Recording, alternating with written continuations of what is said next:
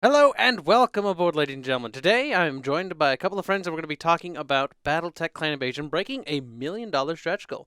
Today we have Hands Hello. and Faremann. I don't know nothing about Battletech. Don't worry about it. But if you've seen that kick-ass intro, Faremann helped us with the audio. Good job work there, Faremann. And Cashew is our artist and our animator in our game. But he provided us with that amazing intro. So, Battletech Clan Invasion broke $1 million. This is actually really cool because well, they made it. They made it past $1 million. After 6 days, didn't they? Well, no, not 6 days. Or was it 6 No, days? 4. I think six days ago. When did that? It's 24 days. It's either 6 or 7. Maybe. If so, that's, I mean, fuck. I mean, Record time. Record time. Time is flying by for me this week, so it's passing me by like crazy. But so one thing I want to go over real quick is we'll go over some of the more recent stretch goals that we have added, which is the Intelligence Coup, which is just some more fluff stuff. $850,000 new Star Lance unlocked, which is more stuff. Defensive Luthien, which is the Draconis homeworld, so a new campaign map there. And a new Star Lance unlocked, which is more mechs. I'm assuming that's the Dire Wolf or something. But I see a picture of the Dire Wolf. It looks cool. Yeah. $1 million, the Battle of Tukiet. This is actually really cool. Comstar as their own challenge coin, along with Free House Razzlehog, which are the Scandinavian house. Razzlehoggle. They have Comstar dice and Razzlehog dice. Honestly, these two items I find the most valuable. Well, someone is gonna be sad because I need to add another set of stretch goals. No, actually, No. speaking of stretch goals, now that they broke their stretch goal thing, they said they won't be adding any additional things to the stretch goal thing. They might add additional things to the campaign, but they're going to focus on producing the product now. They're not going to add anything to complicate the designs or anything like that at the moment, which is honestly good because it shows a level of understanding that they know that, okay, we've made the goal, let's complete all these things, and then worry about the future, which is honestly good. Don't overextend yourself if you're not ready. Catalyst Games Labs is kind of a company that I kind of consider as, just personally, I just find it a tiny little thing.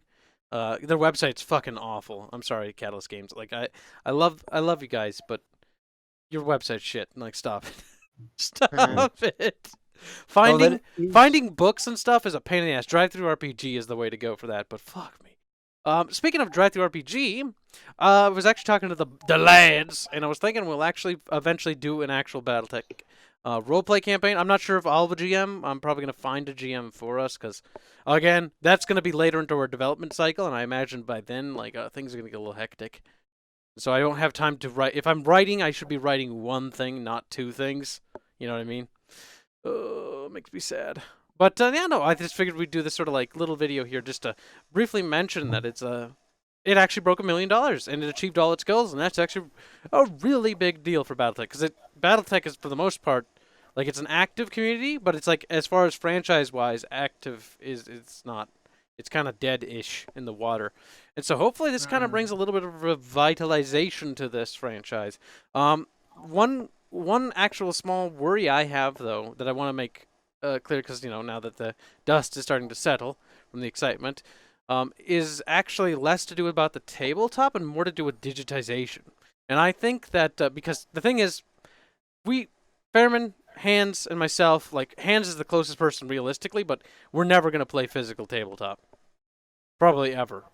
We're so far away. No, okay, don't be silly. I just jet set once a week over to you.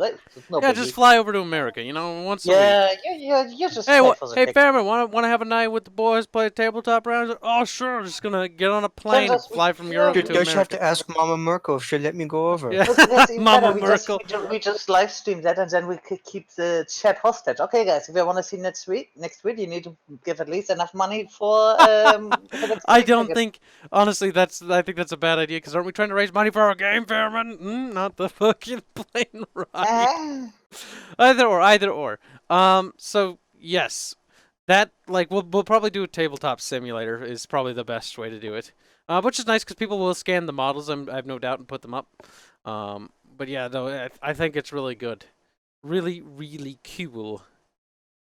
Cool. Other than that, though, that kind of wraps up. But back to my fear. The one thing I wanted to say before I got interrupted rudely is the fact that Battletech physical tabletop is nice and all, but I kind of hope that Catalyst Games Labs is one of the first companies to embrace a digital platform for a tabletop game and develop their own tabletop video game. As in, like, it is just the tabletop, but in a digitized format. And that would be amazing because it would allow us to play in a much more, I don't know, well-made and refined version versus tabletop sim. It works, but it can be a little janky. It'd be nice to have Not to like mention built-in potentially cheaper than playing actual tabletop and give people a chance to get into it that might be scared away by the price tag. Or Nah. not just scared away, but honestly, I don't think they have to worry too much because the BattleTech, like, it's not Warhammer 40K. Okay, like the plastic Oh, but models still, but are still, like it's like few and far between. Yeah, true.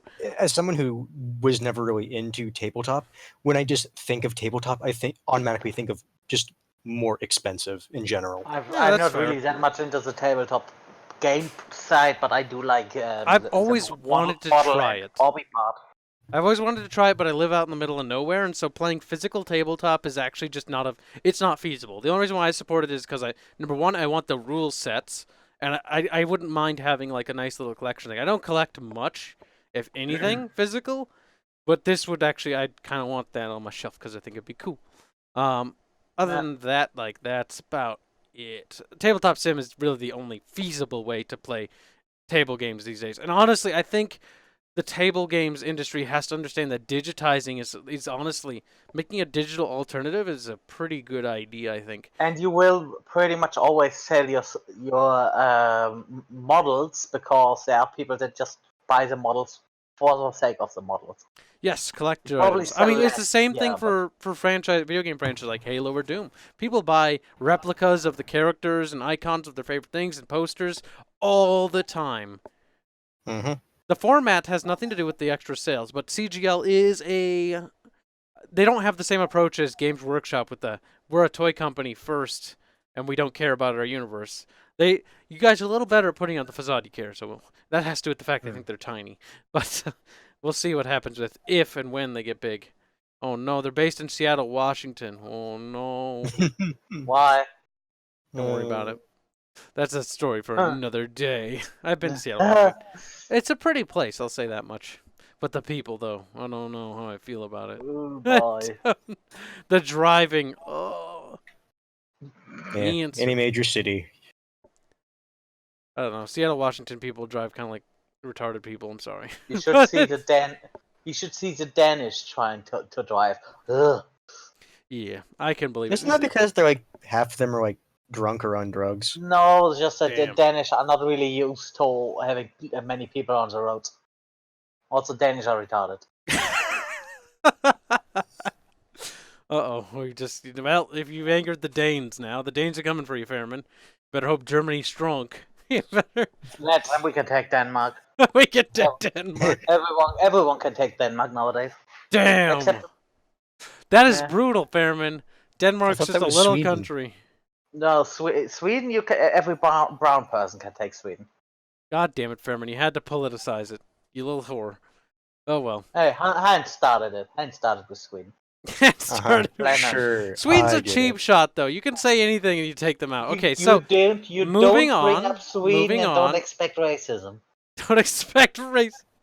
Moving on. Battletech, pretty cool. I'm actually pretty excited for it to come tabletop. But other than that, I think that kind of wraps up everything.